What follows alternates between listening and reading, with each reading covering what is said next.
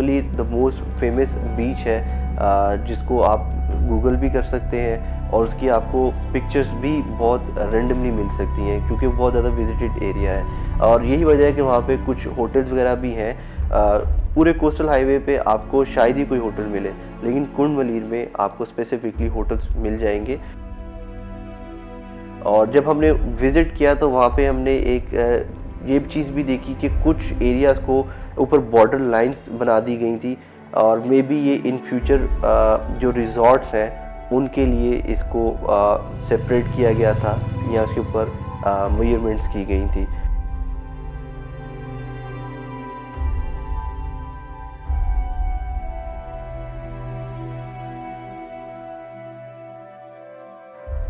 इसके अलावा जो इसकी कुंडमलीर की एक अहम बात है, ये कोस्टल हाईवे पे फ़िश मार्केट है यहाँ पे, जहाँ पे मतलब पूरे कोस्टल हाईवे की जिस तरह एक मेन मार्केट होती है जहाँ पे सेलिंग होती है या स्टोर होती हैं, ये कुंडमलीर में होती हैं।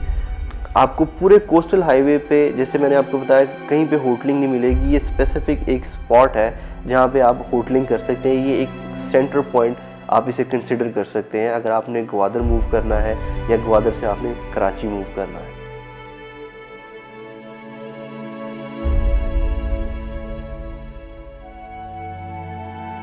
कुंडमलीर से अप्रॉक्सीमेटली 24 किलोमीटर का सफ़र तय करें तो मेन कोस्टल हाईवे पे राइट साइड पे आपको ग्रेट स्फिनिक्स नज़र आएगा।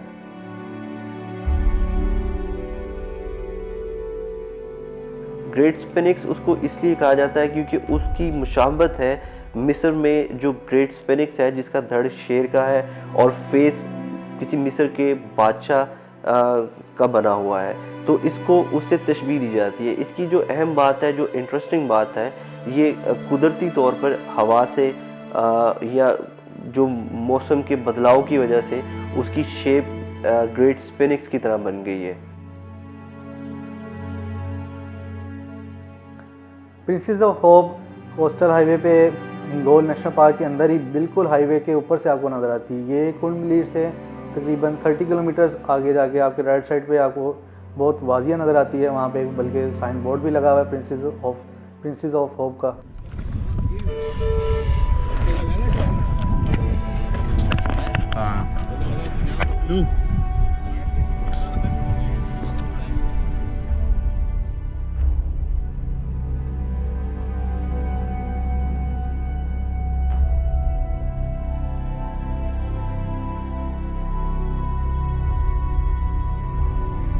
प्रिंसेस ऑफ दी होप इसका नाम कैसे पड़ा?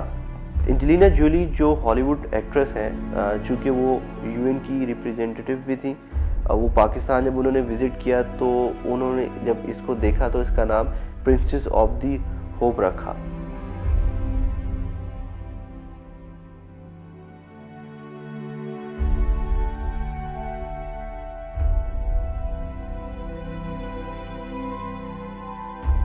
जब भी आप नॉर्थ विजिट करते हैं तो कोई एक एरिया जब दूसरे एरिया से कनेक्ट होता है और किसी माउंटेन के थ्रू कनेक्ट हो तो उसका जो हाईएस्ट पॉइंट होता है उसको पास कहा जाता है। हम जब हिंगोल नेशनल पार्क एंटर हुए और हिंगोल से हम ओरमाड़ा जा रहे थे तो हमें बूजी पास मिल गया। बूजी पास हिंगोल नेशनल पार्क का हाईएस्ट पॉइंट है। बूजी पार्क की जो सबसे खूबसूरत बात यह है कि आपको ऑलमोस्ट या major part of Hingol national park वहाँ से नज़र आता है। और इसकी जो खूबसूरती थी उसको देखकर हमें मजबूरन वहाँ पे बैठना पड़ा अप्रॉक्सीमेटली 10 से 15 मिनट। हालांकि हम लेट हो चुके थे लेकिन उसकी खूबसूरती इतनी थी कि हमें वहाँ 10 से 15 मिनट मजबूरन गुजारने पड़े। हिंगोल नेशनल पार्क पाकिस्तान का सबसे बड़ा नेशनल पार्क है। इसका जो रकबा है, इसका जो मैस है वो 2400 माइल्स स्क्वायर है।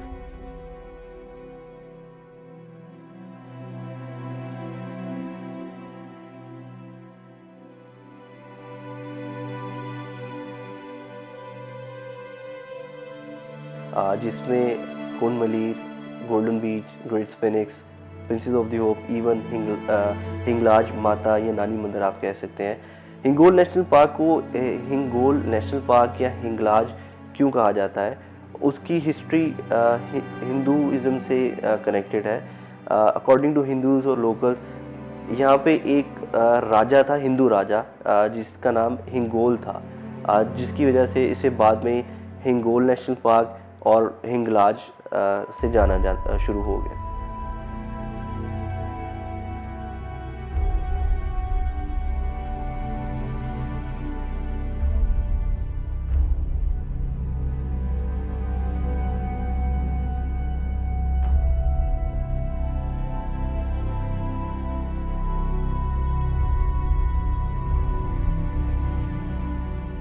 और हमारा बीच हमारे लिए एक चैलेंज बन गया था।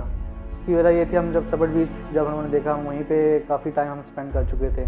तकरीबन 1 बजे के करीब हम लोग वहाँ से बाहर वापस हाईवे पे आए। बेसिकली इसमें जो चैलेंज ये है कि आपकी कुंड मलेर से लेकर और मारा तक बीच में कोई आबादी नहीं है, कोई होटल नहीं है, कुछ नहीं है, आप वहाँ पे स्टे नहीं कर सकते। अगर आप निकल गए हैं तो आपने और मारा ही जाके रुकना है। मैंने यहाँ से बहुत दफ़ा कहा था कि हम लोगों ने बीच के ऊपर कैंपिंग करनी है, लेकिन और मारा से पीछे तक हमें मौका नहीं मिला था। सब बीच भी हमारा मिस हो गया था। ये मौका हमें जाके मिला और हमारा बीच पर।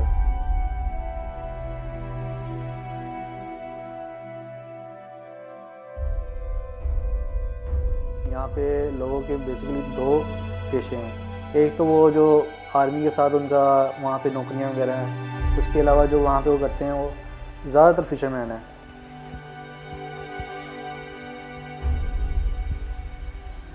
सुबह सुबह उठते हैं 4-5 बजे, अपनी बोट्स, छोटी छोटी सी बोट्स हैं, बहुत अच्छी लगती हैं जब वो समुद्र में जा रहे हैं, उनको बोट्स को वो लेते हैं, एक बंदा एक बोट में बैठता है और वो समुद्र में निकल जाते हैं।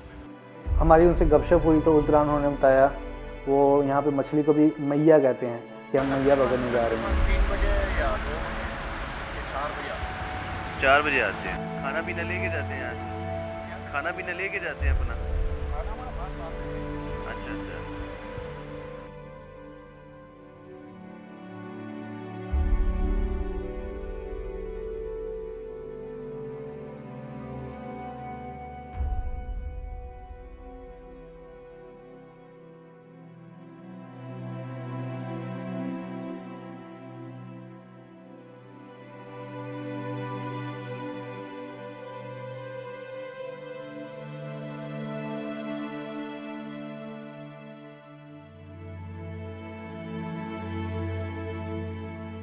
सुबह जब हम उरमारा से निकले हैं, हमारा नेक्स्ट टारगेट पसनी था। उरमारा से जो पसनी का जो ट्रैक है वो 168 किलोमीटर डिस्टेंस है उसका।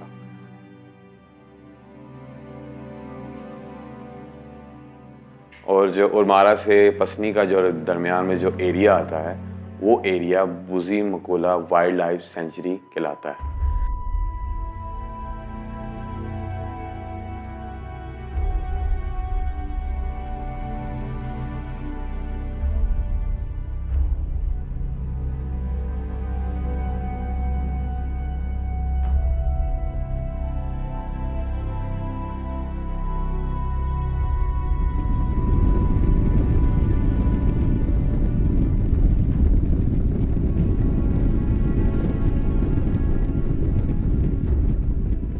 पसनी सिटी जो है वो वेल डेवलप सिटी है, वहाँ पे आपको खाने की हर चीज़ मिलेगी, लेकिन आपको वहाँ टूरिस्ट के लिए वहाँ रेजिडेंस नहीं मिलेगी आपको।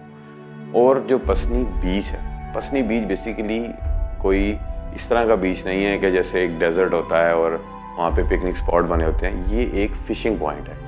यहाँ पे मछेरे अपनी उनकी बोट्स वगैरह खड़ी होती हैं, यहाँ से वो हर सुबह फिश पकड़ने के लिए यहाँ से अपनी बोट पे जाते हैं समुद्र के अंदर।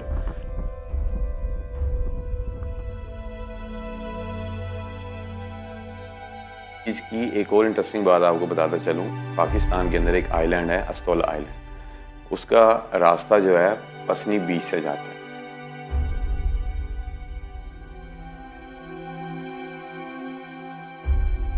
पसनी बीच से अस्तौला आइलैंड का डिस्टेंस समुंदर के अंदर का जो डिस्टेंस है वो 25 किलोमीटर है। पसनी बीच से अस्तौला जाने के लिए जो तकरीबन 2 घंटे लगते हैं इस 25 किलोमीटर के डिस्टेंस को कवर करने के लिए। इस आइलैंड को विज़िट करने के लिए जो बेस्ट मौसम है वो विंटर का है।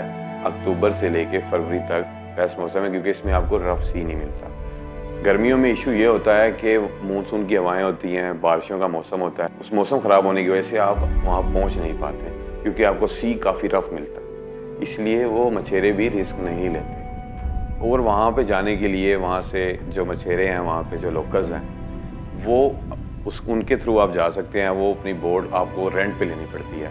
वो उसका जो रेट है वो 20,000 से 40,000 के दरमियान है। वो डिपेंड करता है कि आप कितनी हार्स पावर या जितनी बड़ी बोट लेंगे, रेट बढ़ता जाता है। जो मिनिमम है 20,000 तक बोट मिलती है, उसमें आपके 7 से 8 लोग आराम से बैठ सकते हैं। असोला आइलैंड के लिए एक चीज़ और है, वो ये कि आपको वहाँ जाने के लिए परमिशन लेनी पड़ती है। उसकी परमिशन आपको ग्वादर से मिलती है।